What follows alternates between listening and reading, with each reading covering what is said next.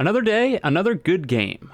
Welcome to Noobs in Combat, a pretty solid game that I was recommended that's sitting around 600 players. Not too shabby. For the most part, I have almost nothing but good things to say about Noobs in Combat. But before we start, I want to make two things abundantly clear. First of all, going forward, because of the misunderstandings about these sorts of first impression videos, I'm going to be disclosing the amount of time that I spent on the game in every single one of these going forward. So when it came to this specific game, I played the game for about 2.5 hours. Take that for what you will. Now that being said, the 2.5 hours that I played were very solid. Did it have problems? Absolutely, but nothing that was going to make or break whether or not this game is enjoyable. The other thing that I want to make clear is that, generally speaking, this isn't my type of game. It doesn't mean that I'm not capable of looking at things objectively, and after all, I enjoyed it at the end of the day, but generally speaking, these tactical RPG-like games are usually not for me. I like having control of what I'm doing at all times, and having to just sit there and watch myself take damage is usually something that I'm not a huge fan of in games. But I understand that there's a lot of fans for these types of games, and like I said, it's not fair to use my bias of just generally not enjoying these types of games to be harsh on something that's well made. Anyways, I alluded to it sort of already, but what is Noobs in Combat? It's a pretty straightforward tactical RPG reminiscent of games like Fire Emblem. You, along with potentially 3 other players, can join together in co-op to take on an enemy AI. You take turns moving and attacking, with different units having different capabilities depending on what the situation entails. Once you've finished moving around and attacking the enemy units, you end your turn, and then the enemy gets a turn to do things themselves. It sounds simplistic, but it gets very complicated very quickly, because the systems in place here are relatively complex, all things considered. There's a ton of things you need to take into consideration and strategy that you need to use in order to play this game well. Something that I'm sure veterans of this game are watching my gameplay and going, "This guy's an idiot," and trust me, I'm well aware. For God's sakes, I didn't even realize that you could increase the amount of starting units that you could have until literally my very last game before I stopped playing, and I wanted to punch myself in the mouth because goddamn, that would have been helpful had I known that. Anyways, to get back on track, just to give you a few examples, several of the units directly work together and or cannot work entirely if they don't have another unit to support them. If you have a mortar team, the mortar team is entirely incapable of firing unless you have some sort of unit with a radio that's in range of the target that you need to shoot at. So you need to take into consideration whether your mortar team is in range, as well as if there's a radio in range in order to call in the mortar strike. You also have to take into consideration the diagonal versus vertical range. Seemingly every single unit in the game, for obvious reasons, can not only attack but also move significantly faster if it's going in a straight line. So if you get flanked and someone comes at you on a diagonal and your mortar team isn't in range, well, you just can't use it. You also have to take into consideration how much ammo your units have, as every single unit in the game has a limited supply. If you get too far from your base and you're not able to resupply, your main backbone is resupply trucks, which you can directly use to heal and resupply your units. But even those resupply trucks don't have unlimited resources, so at some point they're either going to need to go back to base or find a supply outpost in order to refuel.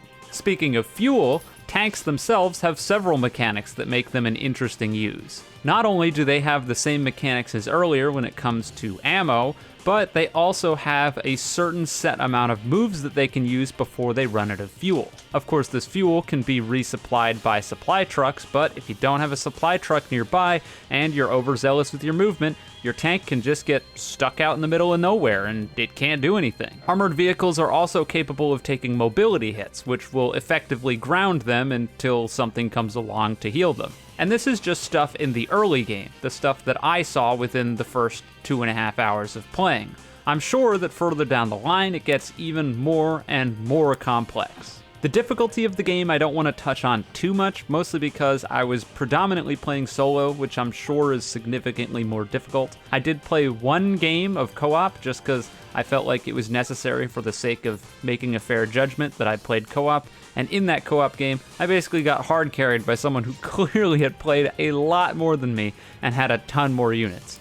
But regardless, it didn't seem like the amount of enemies or anything would have changed. So maybe it does. I could be completely wrong on that, and I will eat my words if I am. But at the very least, at face value, it seems to me like playing this game in co-op will make it a lot easier. So if you try to play and you're struggling a little bit, I recommend bringing along a friend. As for me, a general noob to the genre, there were some parts I struggled, but granted, I think a lot of those struggling areas were either because I didn't have the units that were required quite yet. For example, I went into one of these missions that had a whole bunch of armored cars, and at that point, I didn't have the AT soldier or, well, literally anything to deal with armored units yet. So I was just shooting these things over and over again with like 2 to 3 damage bullets. It was not gonna work.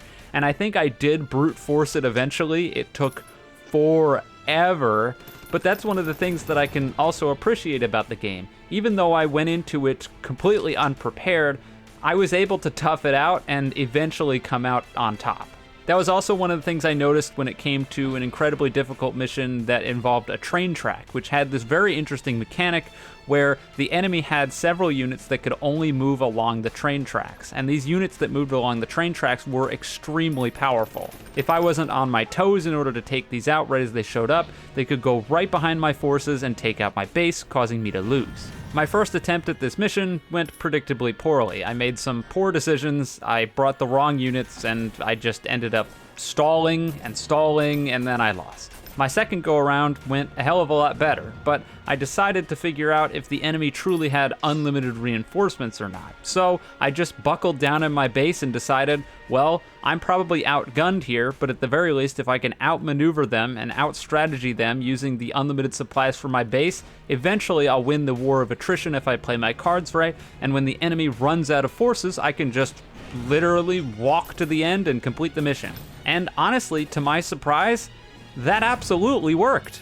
It took a long time and a lot of enemies to take out, but eventually I exhausted their forces completely, played my cards all right, and I unironically just walked straight to their base and finished the mission. It's stuff like this that I have to appreciate so much because so many lesser games could just send an unlimited supply of enemies at you and be completely unfair. But this game doesn't do that. It recognizes that, hey, if you're outnumbered, you're gonna buckle down, and if you do, eventually, the enemy's gonna run out of reinforcements. Now, I've been predominantly positive, but of course, there are some negatives, naturally. No game is perfect, and any game is going to have criticism levied against it. This game is no different.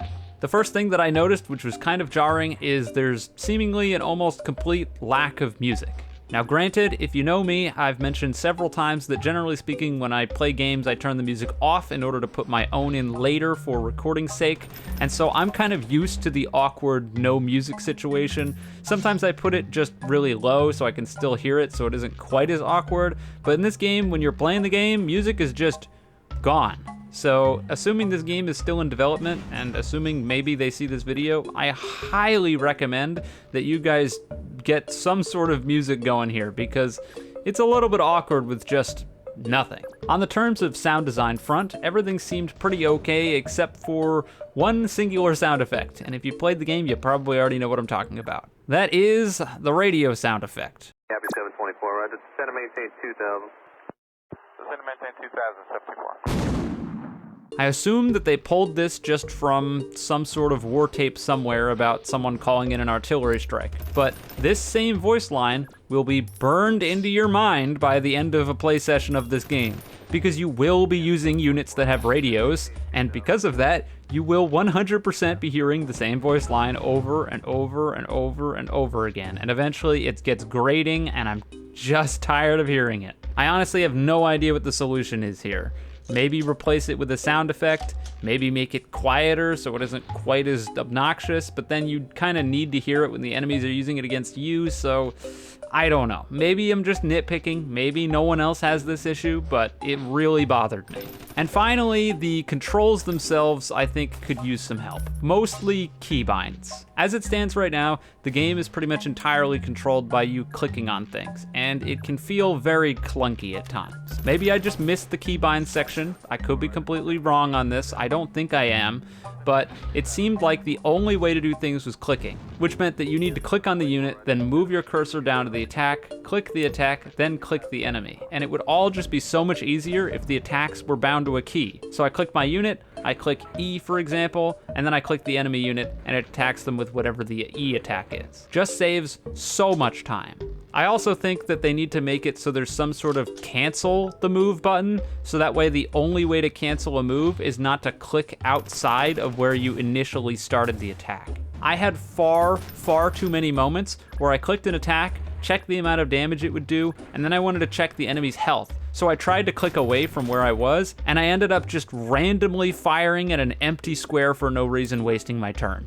And that feels horrible. I know, skill issue, yada yada yada, I'm sure people will say that, but come on guys. Why can you even shoot at an empty square that you know nothing is on? That makes absolutely no sense. And before you go to the comments, yes, I know you can shoot at squares where you don't know where people are, and that's probably why it's there. But the fact that you can shoot squares with nothing is just, well, it sucks and it screws you over for no reason. And the final issue that I had, which honestly isn't even really an issue at all, is just having to do with the tutorial. I don't think the tutorial is bad, but it's not as comprehensive as it probably could be. All of that stuff about vehicles that I covered is completely absent in the tutorial. And while it's not hard at all to figure out with context clues, and I figured it out on my first game using vehicles, I think it would be nice for people to know how all of this stuff worked.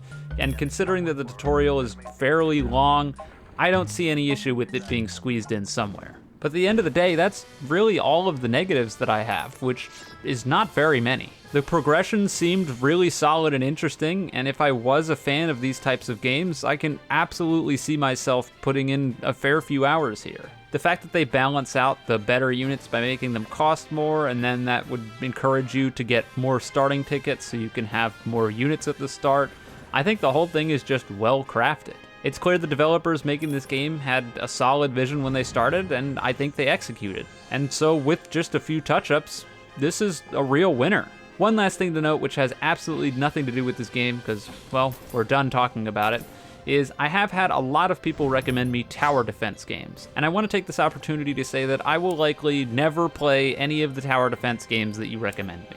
Number one, because I'm well aware that a lot of the tower defense games are just gambling hellholes. And as much as I want to get into a gambling hellhole, I'll pass. And second off, I just don't like tower defense games. And this is not on the same realm as the tactical strategy games like this one.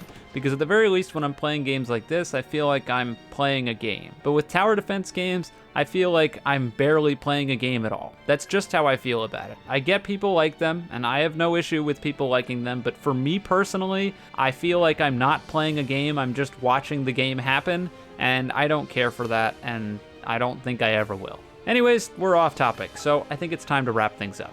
If you want to try out something new, or you're already a fan of this type of game, I highly recommend Noobs in Combat. I think you've got a lot of game to work with here. If not, you can skip it, not that huge of a deal. With all that being said though, I am done here. If you enjoyed the video, you can leave a like and subscribe. If you didn't, don't. And with all that being said, have a wonderful day or night wherever you are, and I'll see you guys next time.